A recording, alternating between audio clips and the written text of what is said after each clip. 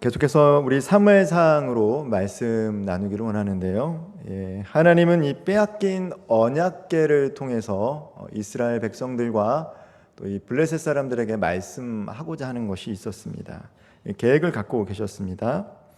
오늘 본문에 보면 이 베냐민 사람이 달려와서 이 머리에 티끌을 뒤집어쓰고 옷을 찢으며 엘리에게 그 상황들을 보고하는 상황이 있는데요.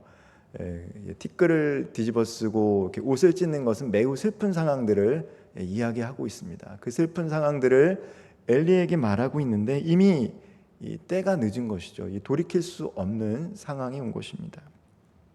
그동안 엘리와 그 가문 그리고 이스라엘 백성들은 여러 차례 하나님의 경고의 메시지를 들었습니다. 메시지를 들었는데 그들의 삶 가운데 이 특별한 일들이 나타나지 않은 것이죠. 우리가 이 죄를 범하게 될 때, 죄 가운데 있을 때 바로 하나님께서 이 경책을 한다라면 우리가 바로 돌이키는데 그렇지 않죠. 살다 보면은 잘못된 길을 걸어가고 있어도 하나님이 그때 바로 말씀하는 것을 듣지 못합니다. 그리고 잘못된 길을 걸어가고 있더라도 우리들의 삶 가운데 즉각적인 반응이 나타나지 않으면 사람들은 이 죄에 대해서 무뎌지기 마련입니다. 심판이 당장 올 것 같더니 엘리에게도 그의 가족에게도 임하지 않은 것이죠. 그리고 오늘 마침내 돌이킬 수 없는 상황이 엘리와 그 집안 그리고 이스라엘 백성들에게 펼쳐졌습니다. 이 베냐민 사람의 입을 통해서 엘리에게 이 화가 이게 선포되어지고 있는데요. 상황이 선포되어지고 있는데요. 사무엘상 4장 13절 말씀을 제가 다시 한번 읽어보도록 하겠습니다. 그가 이럴 때는 엘리가 길 옆 자기의 의자에 앉아 기다리며 그의 마음이 하나님의 계로 말미암아 떨릴지미라. 그 사람이 성읍에 들어오며 알림에 온 성읍이 부르짖느니라. 베냐민 사람 한 사람이 전쟁터에 있다가 도망쳐서 왔다라는 것이죠. 그리고 그 상황을 보고하는데 엘리의 상황이 어떻습니까? 하나님의 계로 말미암아 떨렸다라고 기록이 되어 있습니다. 전쟁의 어떤 유무와 상관없이 지금 엘리는 하나님의 계로 말미암아 마음이 지금 편치 않다라는 것이죠. 왜 하나님의 계로 말미암아 엘리가 마음이 편치 않았습니까? 이 언약궤라는 것은 함부로 옮길 수 있는 것이 아니었다라는 것이죠. 하나님께서 말씀하실 때 옮길 수 있는 건데 이 언약궤가 이스라엘 백성들의 장로들과 이 사람들에 의해서 옮겨졌어요.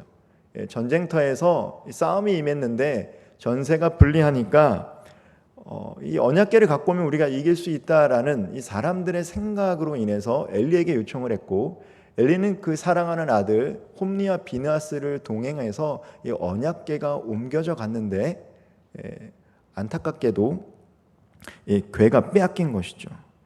그로 말미암아서 엘리는 놀라게 되었습니다. 제사장이었던 엘리, 사사이었고 이 제사장이었던 엘리, 단순히 종교 지도자가 아니라 이제 나라의 민족의 지도자였던 이 사람이 이 사람들이 두려워서 하나님께서 옮기지 말라라고 했던 그 궤를 옮겼다라는 것이죠. 하나님을 더 두려워해야 되는데 하나님은 눈에 보이지 않고 함께하는 사람들이 보이니까 그들의 요구를 들어주었던 것입니다. 그로 말미암아 마음이 편하지 못했어요. 그런데 이 소식을 듣게 된 것이죠. 이것은 마치 이 모세가 시내산에 올라가서 하나님께 십계명을 받는 동안에 이스라엘 백성들이 모세를 기다리고 있었는데 때가 되어도 모세가 내려오지 않자 그의 형 아론에게 자기들을 인도할 신을 만들어 달라. 그래서 이 금부치를 만들어서 이 금송아지를 만듭니다. 아론도 이스라엘 백성들도 출애굽을 경험했고 하나님의 놀라운 기적을 경험했음에도 불구하고 그것을 망각했죠. 특별히 이 아론에게 큰 죄가 있었죠. 올바른 길로 인도해야 되는데 그러지 못했습니다. 사람들을 두려워했다는 것이죠. 하나님을 믿고 하나님을 두려워해야 될 이 아론이 이 사람들이 두려워하니까, 사람들이 두려우니까 그들의 요구대로 허락했습니다. 그러자 또 다른 신을 만들어서 그들을 인도했던 것처럼 그 역할을 오늘 엘리가 했다라는 것이죠. 하나님께서 말씀하시지 않으면 움직이지 말아야 되는데 이스라엘 백성들이 전쟁 가운데 지게 되었으니까 그 두려운 마음 가운데 언약궤를 옮기자라고 했을 때 그 옮겼기 때문에 엘리는 그 마음에 계속 두려움이 있었다라는 것이죠. 우리가 삶을 살아가다 보면은 우리도 모르게 이 죄 가운데 그 길을 걸어갈 때가 있습니다. 처음에는 이제 죄에 대한 인식이 예수님 믿기 시작할 때는 이것은 하면 안 된다라는 생각을 갖고 살아가는데 어느 순간 이제 신앙생활을 오래 하다 보면은 죄에 대해서 무감각해질 때가 있어요. 이것은 특별히 이제 목사님들에게도 나타나는 현상인 것 같아요. 이번 주에 우리 김기용 원로 목사님께서 예화로 신학교 다닐 때 이 컨닝했던 이 신학생들의 예를 들었는데 하나님이 오래 참으신다는 거 알고 하나님 은혜 베풀어 주시는 거 알고 하나님이 그렇게 바로 징벌하시는 분이 아니다라는 것을 어쩌면 더 누구보다도 잘 아는 신학생, 후보생들, 목회자 후보생들 그리고 이제 목회자들, 중직자들은 하나님이 어떤 분인지를 잘 알기 때문에 내가 이런 것들 하더라도 즉각 하나님이 훈계하시지 않으면 거기서부터 이제 죄에 대해 무뎌지는 현상들이 나타나는 것이죠. 아마도 엘리가 이 제사장의 역할과 이 사사의 역할을 감당하면서 하나님에 대해서는 누구보다도 더 잘 알았음에도 불구하고 그렇게 선택을 하고 판단을 하고 살아왔기 때문에 결국 마지막에 되었을 때 언약궤까지 사람들에게 넘겨주는 선택을 하게 된 것 같습니다. 그 사람이 책임을 지는 역할을 해야 되는데 두려웠기 때문에 결국에는 하지 말아야 될 선택을 하게 된 것이죠. 이 말씀을 묵상을 하다 보면 저 또한 이제 그렇게 묵상을 하게 됩니다. 이 엘리의 모습이 나의 모습이 아닐까. 내가 하나님을 믿고 섬긴다라고 하지만 내가 하나님의 일을 하니까 이런 것들은 무시해도 되겠지라고 생각할 때가 있다라는 것이죠.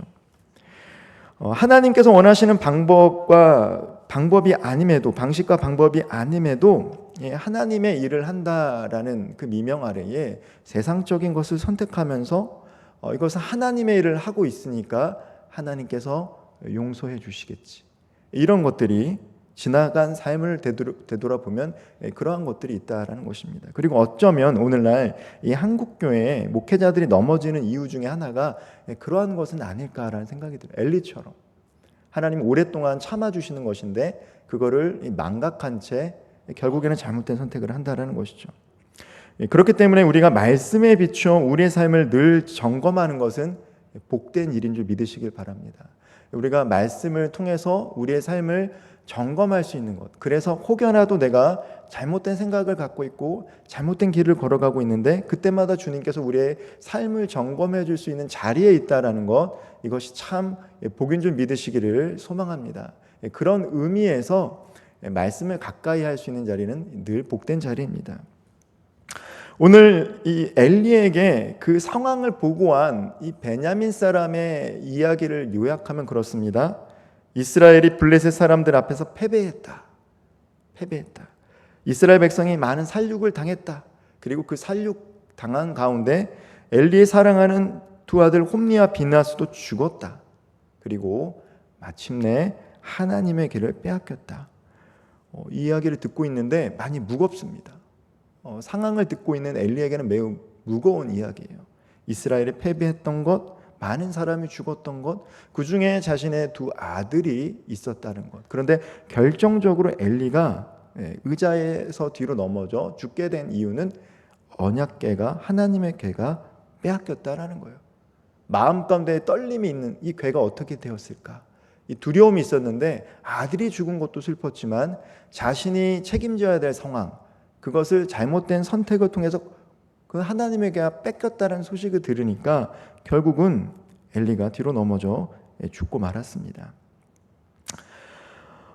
이 본문 자체가 매우 무거운 이야기를 좀 담고 있는데요. 그 시대가 그렇기 때문입니다. 이 사무엘상 초반에는 참 무거운 이야기입니다. 이 사사기 시대를 살아가고 있었기 때문에 그렇습니다. 이 사무엘상 4장 18절 말씀을 제가 다시 한번 읽어보도록 하겠습니다. 하나님의 계를 말할 때에 엘리가 자기 의자에서 뒤로 넘어져 문 곁에서 목이 부러져 죽었으니 나이가 많고 비대한 까닭이라. 그가 이스라엘의 사사가 된 지 40년이었더라. 엘리의 삶을 요약하고 있습니다. 엘리의 삶, 40년 동안 이 사사라는 것은 이제 이스라엘 백성 왕정 되기 전에 연합 체제를 이뤘던 그 지파마다 한 지파에서 뛰어난 사사들, 판단하는 사람들이 법관을 세웠는데 그것이 사사였는데, 때로는 이 나실인 중에서 사사가 나오기도 했고 제사장 가운데도 사사가 나오게 했습니다. 근데 이 엘리가 사사로서 40년 동안 그 막중한 부담감이 큰 역할을 감당했다라고 하는데, 그의 결국은 목이 부러져 죽었다라고 유학을 하고 있는 것이죠. 귀한 사역을 잘 감당했지만 끝이 좋지 않은 대표자로, 이렇게 지도자로 기록이 되고 있습니다. 40년이나 하나님의 일을 잘 감당했던 제사장이자 사사였는데, 말년은 하나님의 계약도 빼앗기고 자식들도 죽고 또 이스라엘도 이 전쟁에서 패배한 매우 안타까운 상황 속에서 죽음을 맞이한 것이죠. 무엇보다도 그의 죽음과 함께 하나님의 영광이 떠났다라고 그의 며느리가 이제 이야기를 하게 되는 것입니다. 현 상황이 그렇다라는 것이죠. 하나님의 영광이 떠난 상황, 그리고 그때 엘리는 죽음을 맞이한 것입니다. 마지막을 어떻게 마무리하는가가 참 중요하다라는 생각이 듭니다. 우리가 인생을 길면 이제 100세를 넘게 장수하시는 분들이 있지만, 그렇다고 하더라도 100세를 넘어서 사시는 분들은 많이 없죠. 뭐 건강하면 이제 90세 이렇게 사시는데, 아무리 오래 살아도 100세를 넘기가 어렵습니다. 그리고 그 100년이라는 시간이 긴 것 같지만 사실은 참 긴 인생은 아닌 것이죠. 누구나 태어나면서부터 죽음을 향해 달려가고 있습니다. 그리고 지혜로운 자는 죽음을 준비하는 자다라고 전도서는 늘 얘기하고 있습니다. 지난주 저희 장인어른의 장례식을 치르게 됐습니다. 거리가 멀었음에도 불구하고 또 와주셔서 함께 예배드려 주시고 위로해 주신 모든 성도님들께 또 말씀 가운데 다시 한번 감사의 말씀을 드립니다. 장례식을 치르면서 들었던 생각은, 인간의 삶이라는 것이 참 별거 없을 수 있구나라는 생각을 많이 했습니다. 장인어른의 빈소뿐만 아니라 주변의 많은 빈소를 보면서 인간은 누구나 태어나서 죽음을 향해 달려가는데, 어떠한 업적을 이루든 간에 결국은 죽게 마련이다라는 것이죠. 이 땅에서 대단한 삶을 살아갔던 사람처럼 보일지라도 죽으면 누구나 잊혀진다라는 것입니다. 그래서 죽음의 장소를 임할 때마다 하나님께서도 장례식에 가는 것이 지혜롭다, 결혼식에 가는 것보다 장례식에 가는 것이 지혜롭다라고 말씀하셨는데, 그 이유를 알 것 같다는 것이죠. 어떻게 인생을 살 것인가 다시 한번 우리는 생각을 하게 된다는 것이죠. 저희 장인어른은 삶은 어떻게 보면 야곱의 고백처럼 어떻게 보면 험한 세월을 살아오셨던 분입니다. 그럼에도 불구하고 제 아내가 전도에서 뒤늦게 신앙생활을 시작했어요. 집사직분도 아니고 성도십니다. 그럼에도 불구하고 이제 신앙생활을 하시면서 주변 사람들에게 예수 그리스도를 증거하시고 또 교회 가자고 하셔서 전도를 하신 분들이 있어요. 그리고 그분들이 또 예배를 드릴 때 와주셔서 장인어른이 전도해서 제가 오늘 이 자리에 있습니다라고 믿음의 고백을 드렸던 분들이 계시더라고요. 그래서 참 감사하다라는 생각이 들었어요. 지나간 삶이 어떠하든 간에 마지막에 하나님 품 안에서 위로받고 또 이렇게 많은 사람들의 축복 속에서 함께 가시는 것 참 감사한 일이다. 그리고 또 이제 유품을 정리하면서 주일날 목사님께서 설교하실 때 그 설교 노트들, 그리고 또 본인이 말씀을 묵상하고 남겼던 글들을 이렇게 보면서 뒤늦게 예수님을 믿었지만, 그리고 또 온전하게 그렇게 말씀대로 살아가진 못했지만 그래도 이렇게 몸부림치는 그 모습 가운데 하나님께 복받은 삶이다라는 생각이 저는 개인적으로 들었습니다. 하나님의 영광을 경험하는 삶, 그리고 마지막 하나님 품에 임할 때 그 주변에 믿는 사람들의 기도 속에서 임종하고 눈을 감을 수 있는 것은 참 특권이고 감사한 일이다라는 생각을 이 지울 수가 없었습니다. 그러면서 혹시라도 아직 가족 가운데 예수 믿지 못한 우리 성도님들의 가족이 있다라면 꼭 그분들이 교회 나와서 신앙생활할 수 있고 또 예수님 믿고 또 하나님 품 안에 갈 때까지 참 의미 있는 인생을 살아가는 것이 어쩌면 우리 그리스도인들이 마땅히 해야 될 의무이고 또 그것이 가장 귀한 일이 아닌가라는 생각을 하게 됩니다. 우리 아름다운 교회 모든 성도님들 가정 가운데 하나님의 축복이 임하고 주님의 복음이 임할 수 있는 우리 가정들 되기를 주님의 이름으로 축복드리겠습니다. 예, 이 마지막이 중요한 거예요. 마지막이 뭐 인생이 험난하더라도 마지막에 어떻게 주님 품에 가는가. 엘리 제사장 90년이 넘는 세월 동안 사사로서 제사장으로서 귀한 일들을 감당했지만 마지막에는 하나님의 임재가 떠난 삶을 살았다라는 것을 성경은 폭로 아닌 폭로를 하고 있는 것입니다. 이 비느하스의 아내가 임신하여 해산하다가 하나님의 개가 블레셋에게 빼앗긴 사건, 그리고 자신의 남편이 죽고 형제가 죽고 시아버지가 죽었다는 이 비보를 듣게 됩니다. 이 괴로워합니다. 애를 낳을 때 괴로워해서 산파든 오해했어요. 이 산모가 애를 낳는 것이 괴로워하니까 위로해 주려고 두려워하지 말아라, 내가 아들을 낳고 있다라고 위로해 주고 있는 거예요. 이 괴로워하는 것이 이 산통에 의해서 괴로워하는 줄 알았던 것 같아요. 아들을 낳고 있으니까 두려워하지 말아라 라고 위로해 줍니다. 그런데 성경에서는 관념하지 않았다라는 거, 상관하지 않았다라는 거. 아들을 낳든 딸을 낳든 지금 그녀에게 이것이 중요하지 않습니다. 왜요? 이스라엘의 영광이 떠났으니까. 아들을 낳는 것도 지금 그녀에겐 중요하지 않은 거예요. 하나님의 임재가 그의 가정과 가문과 이스라엘에 떠났기 때문입니다. 그녀는 이스라엘의 패배, 궁극적으로 하나님의 영광이 이스라엘에 떠났다라는 것을 이가봇이라고 하며 소리쳤습니다. 그리고 그것을 아이의 이름으로 줬어요. 히브리어로 이 가봇이라는 뜻이 영광입니다. 그리고 이는 접두어, 이는 부정어예요. 그러니까 영광이 없다라는 뜻이죠. 이 가봇이라는 뜻은 영광이 없다, 하나님의 임재가 떠났다라는 매우 부정적인 말이고 이름입니다. 우리가 자녀를 낳을 때 자녀들에게 우리 자녀들은 이러한 삶을 살았으면 좋겠다라는 우리의 염원과 소망을 담아서 아이의 이름을 짓습니다. 그 이름대로 살아가도록 복을 빌어주죠. 그런데 어떤 어미가 하나님의 영광이 떠났다라는 이름을 짓겠습니까? 상황이 평범한 상황이 아닌 것을 이야기해주고 있습니다.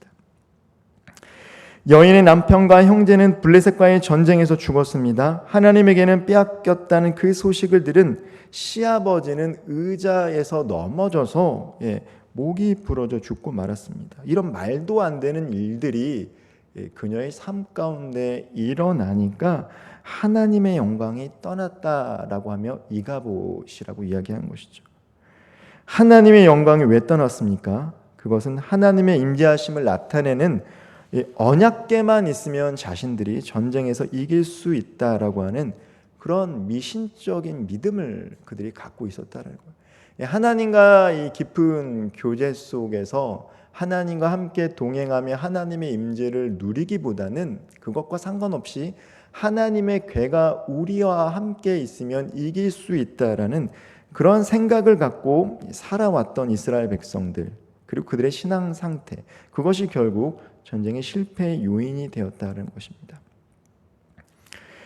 하나님 앞에서 이 거룩한 태도를 가지고 예수님께서 말씀하셨던 것처럼 영과 진리로 예배를 통해 하나님과 충만한 이 기쁨과 이 교제를 누리는 삶을 살아가야 되는데, 그때 당시 이스라엘 백성들은 그러하지 못했습니다. 하나님과 기쁜 교제를 통해서 이 세대를 본받지 말고 마음을 새롭게 함으로 변화를 받아서 하나님의 선하시고 기뻐하시고 온전한 뜻이 무엇인지 분별하고 선택했어야 되는데, 엘리가 살았던 그 시대 이스라엘 백성들은 자기 소견대로 살아갔기 때문에 그러한 삶을 살아가지 못했습니다. 내가 사사니까, 내가 제사장이니까, 나는 제사장의 아들들이니까, 나는 섬기고 있으니까 아무 일도 일어나지 않을 거야. 하나님의 궤만 있으면 우리에게는 아무 일도 일어나지 않을 거야. 이러한 생각들이 당시 이스라엘 백성들 안에 팽배했다라는 것이죠. 근데 이것이 이스라엘 백성들만의 문제겠습니까? 오늘을 살아가는 저와 또 어쩌면 우리 성도님들 안에도 이러한 생각이 있지 않을까라는 생각이 들어요. 내가 목회자로서 삶을 살아가면서 예배를 준비하고 또 말씀을 가르치고 이러한 것들은 그렇게 하더라도 결국 내 삶 가운데서 적용을 할 때는 별반 다르지 않는 선택, 세상에서 누구나 선택하는 것들을 가지고 그것을 선택하면서 그렇게 삶을 살아가다 보면은 분리된 삶을 살아가는 것이죠. 하나님과 내가 연합이 아니라 분리된 삶을 살아갑니다. 교회에서의 모습과 그리고 밖에서의 모습 다를 때가 있습니다. 저도 그럴 때가 있어요. 사실 이제 목회자라고 드러내고 살면 손해 보는 게 더 많습니다. 더 많이 참아야 되고 더 양보해야 되고 그래서 가능하면은 살아가는 곳에서 굳이 제가 목사라고 물론 복음을 증거하려면 이렇게 전해야 되지만 부담감이 많이 큽니다. 우리 성도님들 마찬가지일 것 같아요. 내가 직장에서 또 사업의 터전에서 예수 믿는다라고 얘기를 하면 사람들이 갖고 있는 생각들이 있기 때문에 거기에 맞춰서 삶을 살아가야 되니까 부담감이 있습니다. 근데 때로는 그러한 부담감이 우리를 또 주님께서 원하시는 길로 선택하고 살아가는 줄도 몰라요. 그렇지 않으면 세상 속에서 똑같이 살아갈 때가 있다는 것이죠. 하나님을 믿지만 하나님께서 원하시는 방법과 상관없이 세상에서 통용되는 방법들을 선택하며 살아갑니다. 그런데 어느 순간 아차 내가 지금 잘못하고 있구나라고 깨달을 때가 찾아오죠. 저에게도 그럴 때가 왔어요. 맞다. 이렇게 해서는 안 되지. 이렇게 해서는 안 되지. 근데 그 깨달은 것도 은혜라는 생각이 듭니다. 그리고 그 깨달음을 갖고 돌이킬 수 있는 것도 기회도 은혜입니다. 근데 그렇지 못하면 어떻게 됩니까? 이가보 하나님의 영광이 떠나는 상황을 마주하게 된다는 것이죠. 내 마음에 찔림이 있어서 그래 맞아. 그러면 안 되지 라는 게 사실 은혜라는 것이죠. 때로는 마음 가운데 불편함이 있지만 그 마음을 주실 때가 바로 돌이킬 수 있는 은혜인데 우리가 이것을 멀리하게 되면 결국에는 엘리와 그의 가문처럼 하나님의 영광이 떠나는 그 결말을 맞게 될지도 모르겠습니다. 이가봇의 반대말이 있다면 그것은 쉐키나입니다. 쉐키나. 하나님이 하나님의 백성들과 함께 임재하신다라는 의미가 쉐키나예요. 이가봇은 하나님의 영광이 떠났다면 쉐키나는 하나님이 하나님의 백성들과 함께 하신다. 하나님의 임재를 말하는 말이 바로 쉐키나입니다. 하나님은 우리를 떠나기보다는 우리와 늘 함께 하시기를 원하시는 줄 믿으시길 바랍니다. 하나님은 우리와 함께 하시고 이 자리에 함께 하시길 원합니다. 하나님께서 우리와 함께 하시기 위해서 성육신 하셔서 오신 분이 바로 예수 그리스도입니다. 예수 그리스도 안에 하나님의 영광이 있는 것이죠. 이스라엘에게 떠났던 하나님의 임재가 인간의 몸으로 오신 예수 그리스도를 통해서 이 땅에 임했습니다. 하나님의 임재가 어디 있습니까? 떠나간 하나님의 영광이 어디 있습니까? 예수 안에서 살아가는 저와 우리 성도님들 안에 있는 줄 믿으시기를 바랍니다. 하나님의 임재는 저와 우리 성도님들 안에 있습니다. 그리고 오늘 예수 안에서 예배드리는 이 성전, 우리 교회 안에 하나님의 임재가 가득 충만하신 줄을 믿으시기를 소망합니다. 하나님의 임재는 저와 우리 성도님들 그리고 우리 성전 안에 있는 것입니다. 예수 안에서 살아가고자 할 때, 몸부림칠 때 한 분 한 분 그리고 교회로 부르신 우리 안에 하나님의 임재가 있는 것이죠. 우리는 예수 그리스도와 연합을 통해서 그리스도의 생명으로 살아갈 때 그분의 영광이 그분의 임재가 우리 안에 머무르게 됩니다. 말씀을 좀 마무리하겠습니다. 한 여인이 죽어가면서 자신의 아들을 낳는 이 기쁨보다 하나님의 영광이 자신의 집안과 이스라엘을 떠났다라는 것을 더 슬퍼하며 자신의 아들의 이름을 이가봇이라 지었습니다. 어쩌면 엘리 가문은 세상적으로 성공한 것처럼 보였고 40년 동안 매우 편안한 삶을 살아왔던, 소위 말해서 삶을 잘 살아왔던 종교 지도자의 삶이었습니다. 그런데 마지막에 어떻습니까? 하나님의 영광이 떠났다라고 결말을 맺고 있는 것입니다. 이것이 엘리 집안의 문제만이 아닐 것입니다. 어느샌가 내 가정이, 내 직장이, 그리고 이 나라와 민족이 하나님이 보호하신다라고 믿었던 이 나라와 민족 가운데 이 부도덕과 또 하나님을 멀리함으로 말미암아 하나님의 영광이 떠난 것처럼 느껴질 때, 우리 가정 가운데 하나님의 임재가 느껴지지 않을 때, 우리 모임 가운데 하나님의 임재가 느껴지지 않을 때, 이 나라와 민족 가운데 하나님의 임재가 느껴지지 않을 때, 많은 교회가 있음에도 불구하고 하나님의 영광과 임재가 느껴지지 않을 때, 혹여나 하나님의 임재를 상징하는 촛대를 옮기는 것은 아닐까라고 걱정하며 깨어 기도해야 할지 모르겠습니다. 오늘 이제 22대 국회의원 선거를 마쳤습니다. 나라의 지도자들이 세워졌습니다. 우리가 이 땅에서 안락한 삶을 살아가는 것보다 더 중요한 것이 무엇이겠습니까? 경제적으로 평탄한 삶을 살아가는 것보다 더 중요한 것이 무엇이겠습니까? 하나님의 임재와 하나님의 영광을 드러날 수 있는 대한민국이 되어야 할 줄 믿습니다. 우리는 그런 지도자들을 위해서 기도해야 됩니다. 그리고 우리 가정을 위해서 기도해야 됩니다. 하나님, 우리 집안에, 우리 사업의 터전에, 이 나라, 이 민족 가운데 하나님의 영광이 떠나지 마시고 하나님의 임재가 우리와 함께, 셰키나의 임재가 우리와 함께 거하게 해 주십시오. 이를 위해서 우리가 선택해야 될 것, 바르게 분별하고 선택해서 하나님께서 원하시는 것, 하나님을 기쁘게 하시는 것들을 선택하는 삶을 통해서 우리 각자의 삶과 가정 가운데, 그리고 우리 교회와 한국 교회 가운데, 그리고 이 나라와 이 민족, 전 세계 가운데 계속해서 하나님의 영광이 가려지지 않고 셰키나의 영광이 임할 수 있는 우리 가정, 교회, 이 나라, 민족 될 수 있도록 기도할 수 있는 저와 우리 모든 성도님들 되기를 주님의 이름으로 축복드리겠습니다. 기도하겠습니다.